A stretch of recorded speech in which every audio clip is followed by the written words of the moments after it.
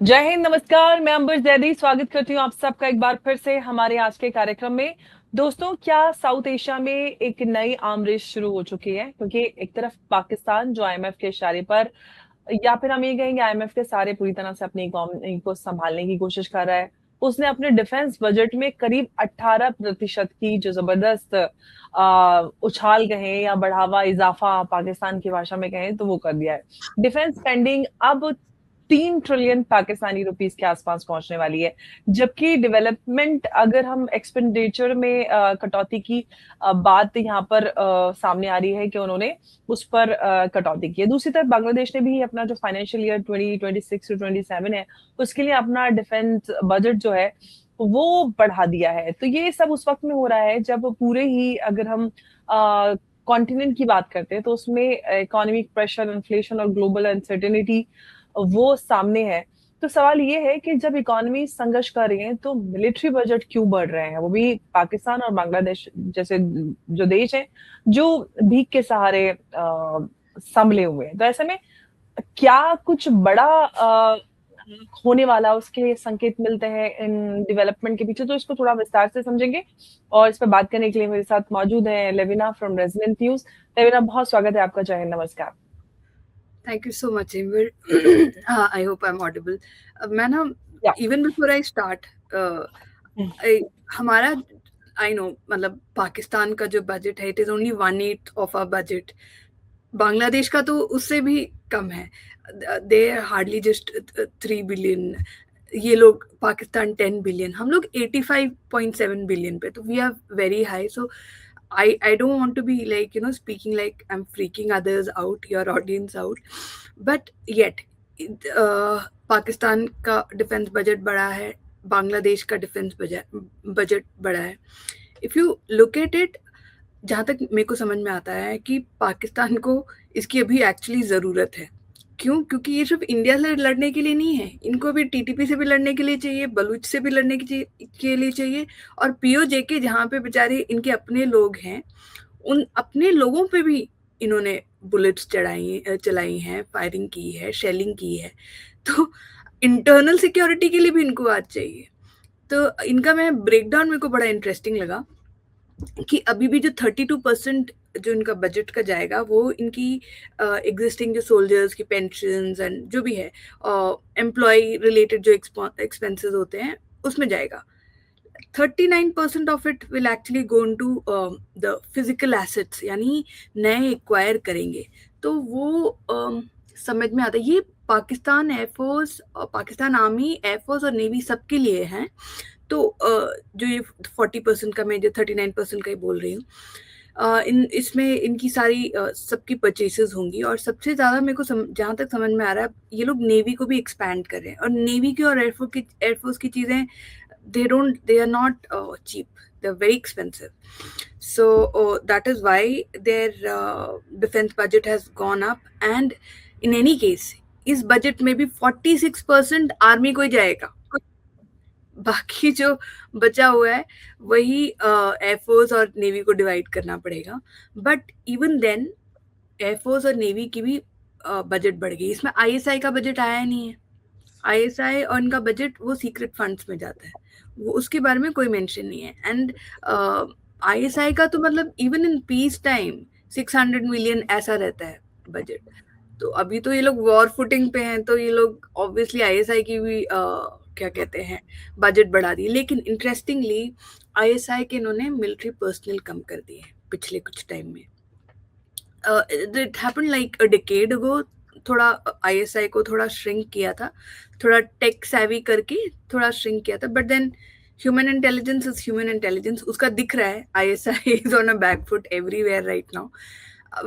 it works in India's favor. So I am completely for Pakistan's present strategy. जो उनको करना है करें, because वो जो भी कर रहे हैं, it is working against themselves. Bangladesh का इंटरेस्टिंगली बिल्कुल ऑपोजिट है. बजट जो है, they are buying new stuff, but उनकी ऑपरेशनल कॉस्ट इतना ज्यादा है कि 90% of the budget will go in that only. तो बाकी जो उनको बचा होगा उसमें उनको नए परचेसेस करने. लेकिन ये जो है, ये दोबारा ये बजट जो है रिवाइज हो सकता है, जैसे पिछले बार भी हुआ था. by 300 crores or something, which means another, like, from what I understand, टका को अगर आप डॉलर्स में कन्वर्ट करो तो 100,000 इसका आता है, डिफरेंस आता है. तो मतलब they might go ahead and change their budget further, revise their budget further in next few months. But I still think हमारा बजट बहुत अच्छा चल रहा है और इनसे बेटर है. Yet इनकी, it's not a good sign that their budget is increasing. They are in our neighborhood. ये लोग कुछ ना कुछ तो करेंगे. They are up to something. But even if they are up to something big, it is for their, अगर if I were to look at it as a Pakistani, मेरे को बहुत क्लियरली समझ में आएगा ये इंटरनल सिक्योरिटी और इंटरनल इंसर्जेंसी को दबाने के लिए ही इसका ज्यादा यूज करेंगे. आप देख लो, टीटीपी अब इनके अगेंस्ट मिसाइल यूज कर रही है. बलूच का अपना ड्रोन वॉरफेयर चल रहा है. Baloch is a complete army in itself. Baloch groups, या फिर बलोचों ने तो उनको बिल्कुल एकदम मतलब इतने सोफिस्टिकेटेडली सारी चीजें एग्जीक्यूट कर रहे हैं, मतलब नेक्स्ट उनका लेवल. तो मतलब रोज अपने न्यूज भी हम लोगों ने बाहर डालना बंद कर दिया, क्योंकि पाकिस्तान जो है एआई को यूज करके बलूच ग्रुप्स को जो भी मेंशन कर रहे हैं उन आईडीज को सप्रेस करता है. तो इंडियन आईडीज और अफगान आईडीज ही बाहर लाती हैं ज्यादातर ये.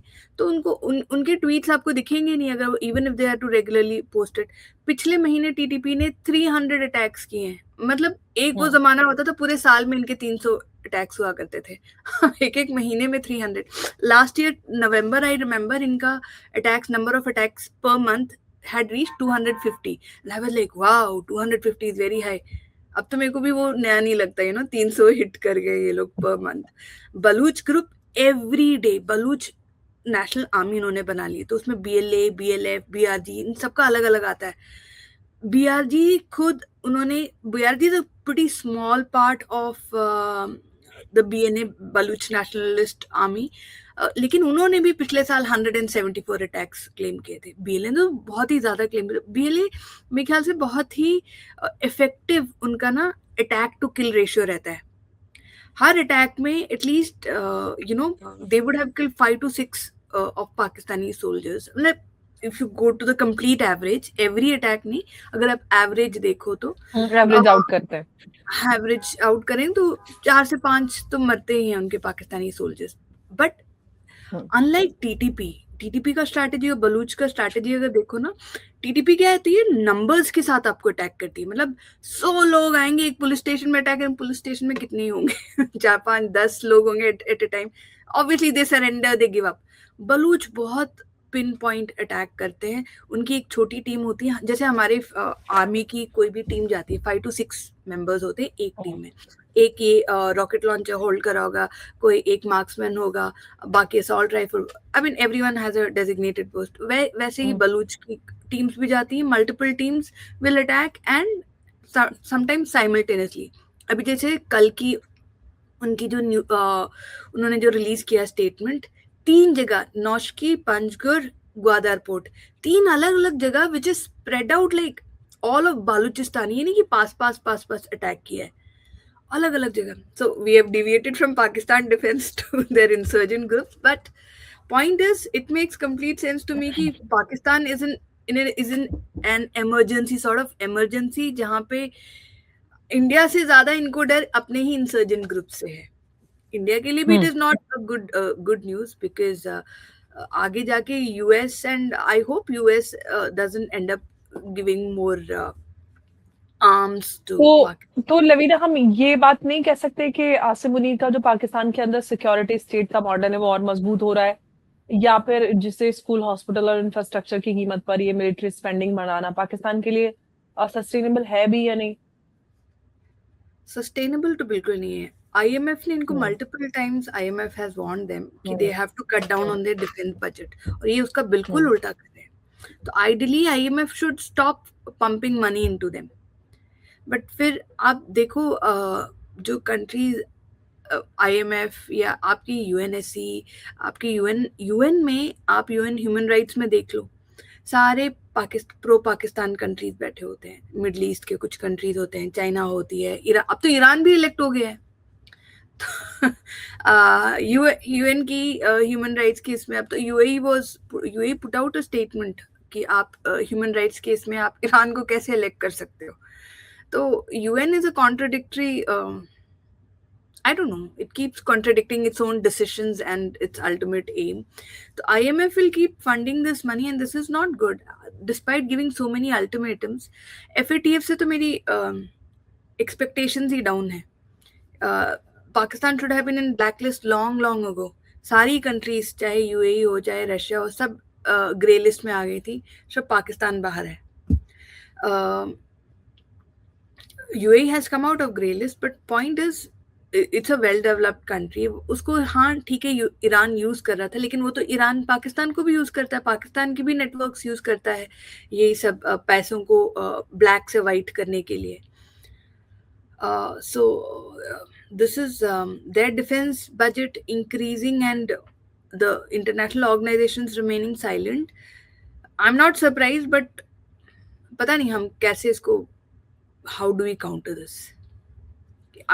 देखिए एग्जैक्टली क्योंकि हम पाकिस्तान जैसे देशों की बात करते हैं, हम सब जानते हैं कि पाकिस्तान टेररिज्म को वहां पर बढ़ाता है, सारी चीजें एंड एवरीथिंग, मतलब सारी चीजें सबके सामने है, लेकिन इसके बावजूद भी किसी बड़ी पावर का इस पे ना बोलना कई सारे खतरों को यहाँ पर मतलब उसकी तरफ संकेत देता है.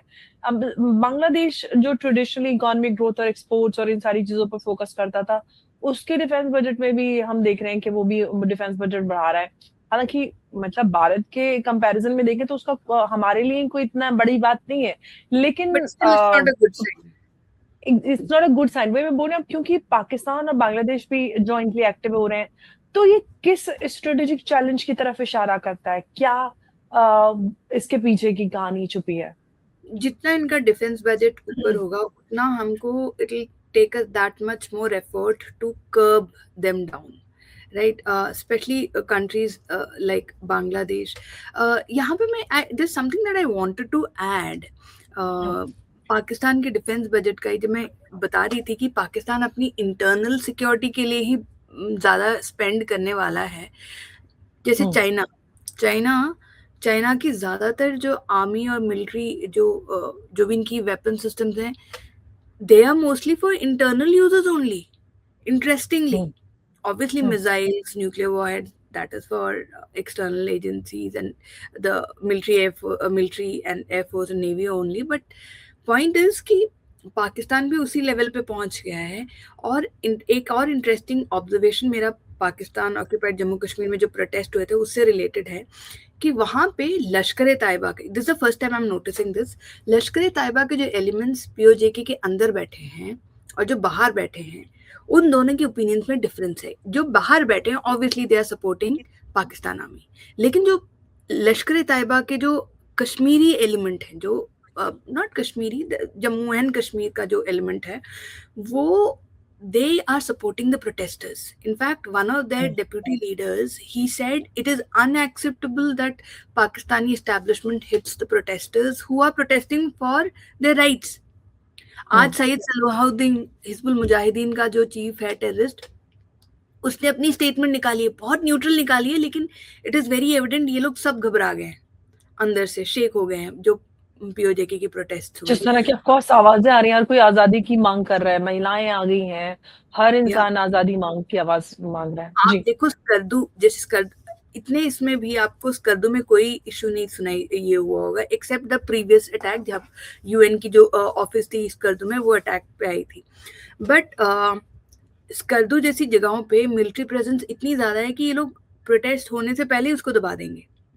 जो अभी शियाज का जो इशू हुआ था उसमें स्कर्दू में प्रॉब्लम हुई थी, बट वो उन्होंने इस बार दबा दिया. इस बार they have manage to curb that protest there. इस बार कुछ नहीं हुआ. इस बार सिर्फ आपकी लिमिटेड ये Rawalakot, you know, it's not limited, it is still spread pretty much in all of PoJK. But point is कि ये लोग अपनी मिलिट्री प्रेजेंस बढ़ाएंगे. इनका जब when their defense budget increases, obviously a lot of it will come into POJK and POGB and to the Khyber Pakhtunkhwa and Balochistan side. तो ये अपने लोगों पे और हम पे ही ये करेंगे. पाकिस्तान की nuclear warheads, again that is not counted in this budget, वो तो आएगा ही नहीं इस बजट में. जी। तो इनकी जो नई वॉरहेड्स आई हैं अभी 170 है as per Sipri. That again, we do not know if it is a real count, if they have more. It is not a good sign, never a good sign. So India's effort to curb them, to coax them, उनको डराने के लिए हमको उतना ज़्यादा effort लगेगा. And all the Western countries, none of them are going down on Pakistan. Bangladesh मुझे फिर भी समझ में आता है. कल जैसे एक इंसिडेंट हुआ, अब पीएम का एडवाइजर आया था. He used to keep rubbishing India on his YouTube channel. Bangladesh का एडवाइजर जब आया था, उसको ब्लैकलिस्ट से हटा दिया था, बट फिर भी हमारी एजेंसीज ने उसको अच्छी ट्रीटमेंट दी, अच्छे से उसको एयरपोर्ट में उसकी क्वेश्चनिंग की. He was so humiliated that he return back. Bangladesh yet Chittagong में they allowed, we were discussing, Pakistan navy की और पाकिस्तान एयरफोर्स के ऑफिसर्स, सीनियर ऑफिसर्स आके गए हैं चिटागोंग में. तो Pakistan's influence inside Bangladesh is increasing, the defense budget is increasing. It is not a good sign, but yet I'm happy कि हमारा भी defense budget नीचे तो नहीं जा रहा. But then, you know, if you look at it around across the world, the trend is same. Taiwan का defence budget ऊपर गया है, जापान का ऊपर गया है, आप तुर्की से लेके अर्मेनिया तक का ले लो, कॉकस में भी यही हाल है. यूएस ऑफ कोर्स, यूएस तक ने अपना बढ़ाया है, बजट बढ़ाया है. तो again you know, I want to freak out, yet I don't want to freak out because हमारा भी बजट बढ़ रहा है. And again, हमारी एजेंसीज का भी बजट ज्यादा बाहर नहीं आता. जी. लेकिन हम अगर बांग्लादेश की बात करें तो क्या जो म्यांमार क्राइसिस है, बे ऑफ बंगाल कंपटीशन और जो रीजनल टेंशन, ये सारी चीजें, ये बांग्लादेश को मजबूर कर रहा है, या फिर हम ये कहें क्योंकि पाकिस्तान के तो अपने इंटरनल कॉन्फ्लिक्ट्स और ये सारी चीजें हैं, टीटीपी, बीएलए और मजीद ब्रिगेड, और फिर इतने सारे कि उनका तो गिनते गिनते थक जाए, वो डिफेंस बजट के नाम पे इंटरनल कॉन्फ्लिक्ट्स में ज्यादा इसमें स्पेंडिंग उनकी रहेगी. लेकिन बांग्लादेश के सामने ये सारे चैलेंजेस भी हैं. क्या ये, या फिर हम ये कहें कि जो हम पूरे से अपने रीजन में देख रहे हैं कि चाइना और जो इंडिया का दोनों का ही जो अपना ये इन्फ्लुएंस है, या उस फैक्टर को बात करें, उस पे उसकी वजह से भी ये कैपेबिलिटीज वो बढ़ाने के लिए तैयारी कर रहे हैं? Actually, you know, there's one more factor that we are not considering कि इन लोगों की सबकी जो करेंसी है वो it has degraded. तो अगर हम पाकिस्तान का बजट भी या बांग्लादेश का भी बजट ये करें तो it has gone up for that reason also. Bangladesh का मेरे को इतना वरी इसलिए नहीं करता क्योंकि 90% of it is still operational expenditure.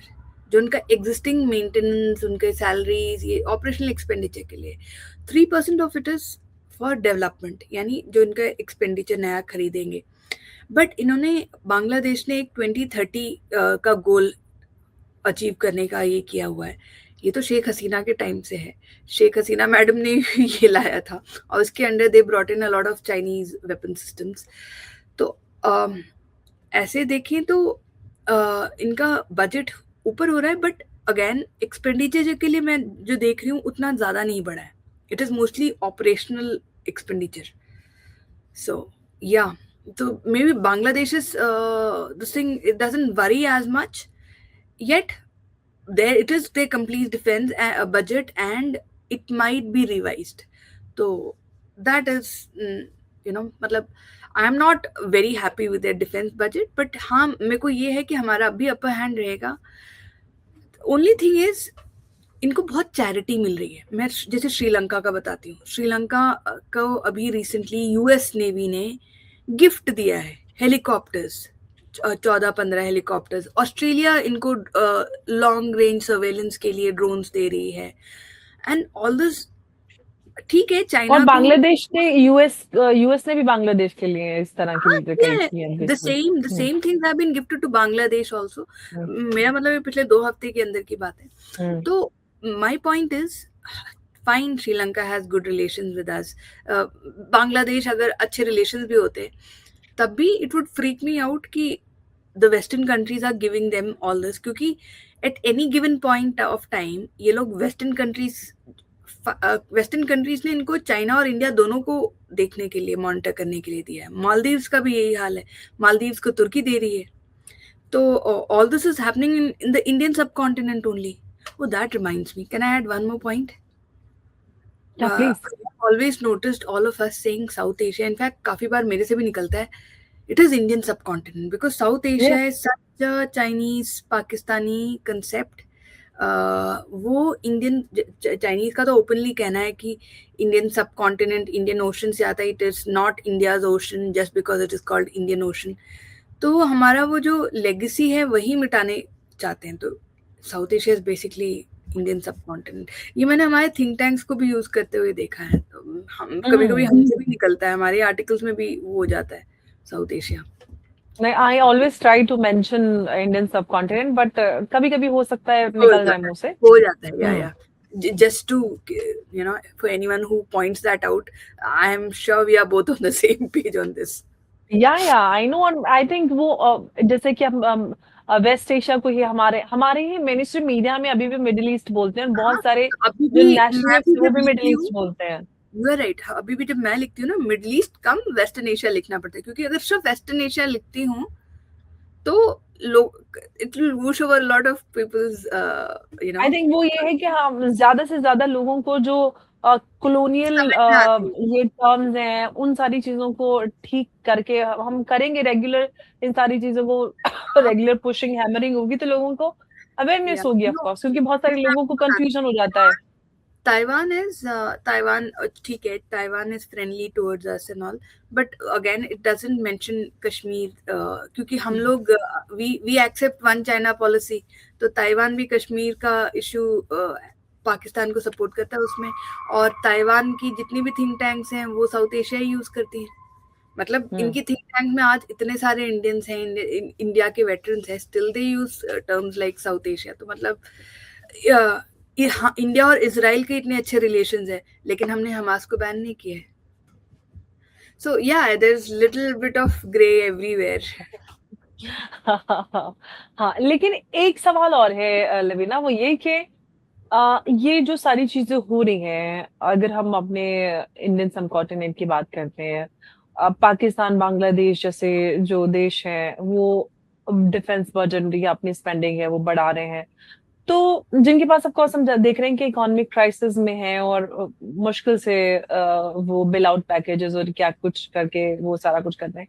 तो ये पूरा हमारा रीजन ये स्टेबिलिटी की तरफ जा रहा है या फिर हम कहेंगे एक आर्म्स कंपटीशन जो है वो यहाँ पर और ज्यादा तेज हो गई, आर्म रेस कहे. You are right, it is an arms race, but मेरे को लगता है कि पिछले जो 100 साल थे ना, we were all living in a sort of delusion. क्योंकि वॉर जो है ना, it has always been part of our history. With every war we have only evolved. तो अगर आप पुराना भी देख लो, जितनी भी मिलिट्री में डेवलपमेंट होती है, that ultimately ends up helping or destroying societies. जैसे हमारे रॉकेट स्पेस का बहुत अच्छा एग्जाम्पल है, एपीजे अब्दुल कलाम ने दिया था कि ये मत सोचिए कि स्पेस में जो जा रहा है it is getting wasted. That same material is used in prosthetics today. आपकी जो आर्टिफिशियल लिम्स और बनते हैं वो सेम मटेरियल यूज करता है. It benefits them also. But here I am pointing out is कि war will always be a part of I believe our society, क्योंकि ह्यूमन नेचर ऐसा है. There'll always be some country taking over some other country. पिछले 100 साल ना ऐसा था कि हमारे आंखों के आगे एक तरीके का पर्दा डाला हुआ था फ्रॉम रियलिटी कि अच्छा नहीं, यूएस ने जापान के ऊपर एटम बम डाला, उसके बाद कुछ नहीं हुआ है. But if you notice, US ने फिर भी अपना क्या कहते हैं, अपनी बाउंड्रीज तो एक्सपैंड नहीं की है, अपना इन्फ्लुएंस एक्सपैंड किया है. आज कितने सारे नेटो कंट्रीज जो हैं वो नेटो कंट्रीज या यूएस के एलाइज जो हैं वो पहले सोवियत का पार्ट हुआ करते थे. आज same for China. China has been eating up all the land across, और ये सब सेकेंड वर्ल्ड वॉर के बाद हुआ है, right? And we lost lot of our land after second world war. तो I believe we have reached a point where every country wants to expand its boundaries. So next few decades will be war only. क्योंकि आप Russia Ukraine को देख लो, Russia will take back. आप हर country की आप geography देखो ना, तो वो ज्योग्राफी मैंडेट करती है कि आपको इतना एरिया लेना ही पड़ेगा अपने आप को सिक्योर करने के लिए. तो जैसे रशिया को देखो तो पोलैंड तक की ज्योग्राफी उनको लेनी पड़ेगी, तभी उनके ऊपर इजी अटैक्स नहीं होगा, एटलीस्ट फिजिकल अटैक्स नहीं हो सकता। Same way India has to maintain everything from Nepal to the sea, यहाँ पे राजस्थान का डेजर्ट टू म्यांमार, जहाँ पे आप इनको पीछे पुश बैक कर सकते हो चाइना को। तो आर्म्स रेस हो रहा है, बट आई बिलीव अगर यही गवर्नमेंट या इसी मेंटालिटी और एटीट्यूड की गवर्नमेंट हमारी रही तो it will work in our favour. But if we go back to Gandhian policy then it will hurt us.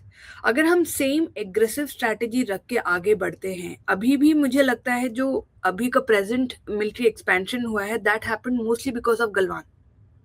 Unfortunately, we lost our soldiers there, but the present expansion is also happening because of a trigger.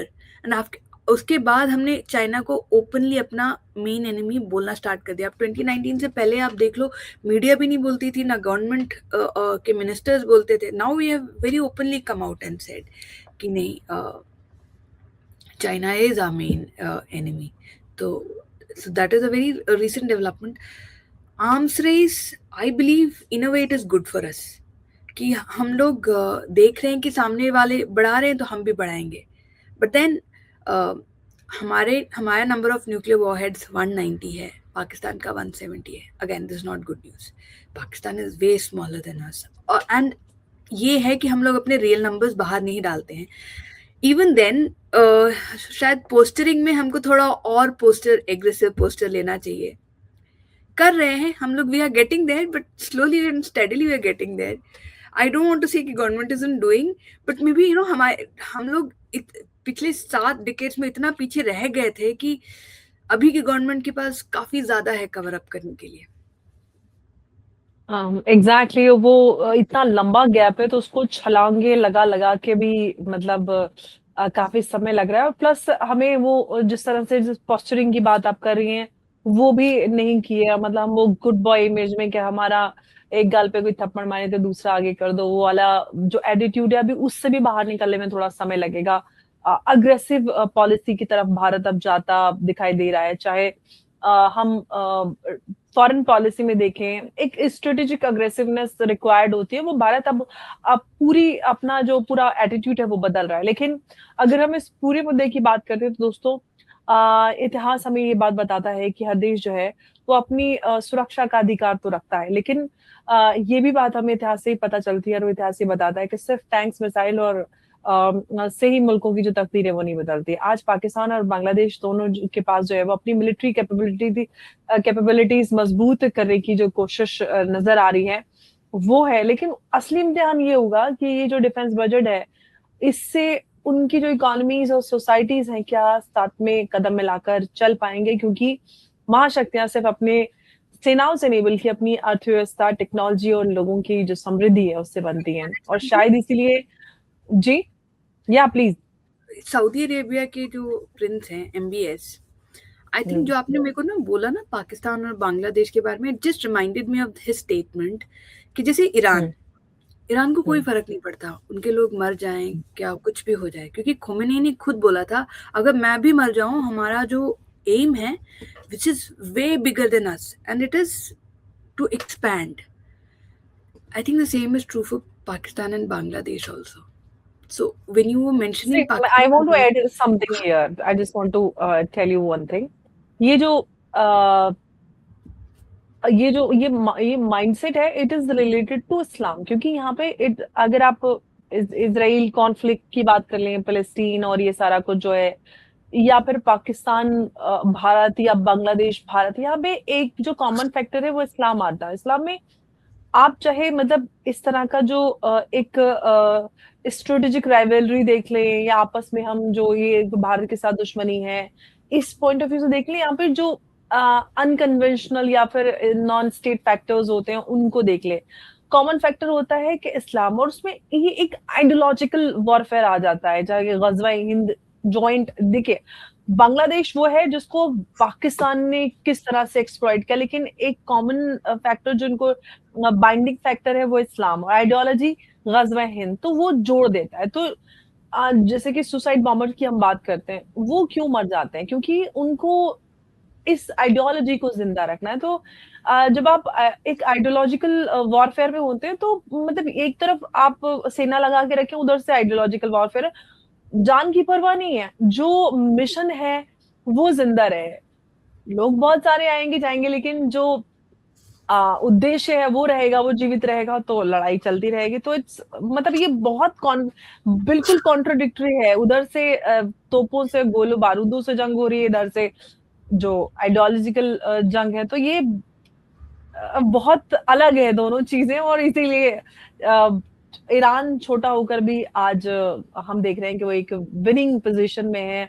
और Iran, sorry, US supposedly super power, हम उसको अब देख रहे हैं कि किस position में। हालांकि अभी 14 पॉइंट जो पीस डील है वो जिनेवा में साइन होगी, उसमें क्या साइन होगा देखा जाएगा। लेकिन फिलहाल जो नजर आ रहा है उससे तो ईरान विनिंग पोजीशन में नजर आ रहा है, और इसराइल के जो अपने मुद्दे हैं वो फिलहाल कहीं पीछे नजर आ रहे हैं। तो ये बेसिक डिफरेंस है, और इसीलिए हम बांग्लादेश और पाकिस्तान को दोनों को एक साथ एकजुट होते हुए भी देखते हैं when it comes to India. क्योंकि गजवा हिंद सारे ही जो इस्लामिस्ट है उनका ये मुद्दा है। खैर, लेविना, आप कुछ और ऐड करना चाहते हैं? ना यही कि इनका एक्सपेंशनिस्ट एजेंडा है, उसके लिए इनको ये फर्क ही नहीं पड़ता कि इनके लोग मरे। हम सरल शब्दों में गजवा हिंद, तो मतलब अब बेचारे आम लोगों को समझ में नहीं आता। जब मैं एक्सपेंशनिस्ट एजेंडा बोल देते हैं, उनको लगता है कि पता नहीं कौन सा फैंसी वर्ड है। आम लोगों को समझ में आना चाहिए कि भाई गजवा हिंद का ख्वाब जो है वो दोनों को एक साथ जोड़ता है, इसलिए दोनं एक साथ आ की जाते तो हैं। मैगजीन का ही नाम गज़वाए हिंद है। तो यस यस यस, तो मतलब ये सोचो कि ये सिर्फ जो टेररिस्ट आउटफिट्स है वो गजवा हिंद की बात नहीं करती, इनकी तो आर्मी बात करती है भाई, You're पाकिस्तान right. की गजवा हिंद That's true. करना। That's true. वो तो गज़वाए हिंद ही बात करते हैं। हाँ, तो खैर, तो लवीना, आपका बहुत बहुत धन्यवाद इस अहम चर्चा में हमारे साथ जुड़ने के लिए। नमस्कार, जय हिंद, जय भारत।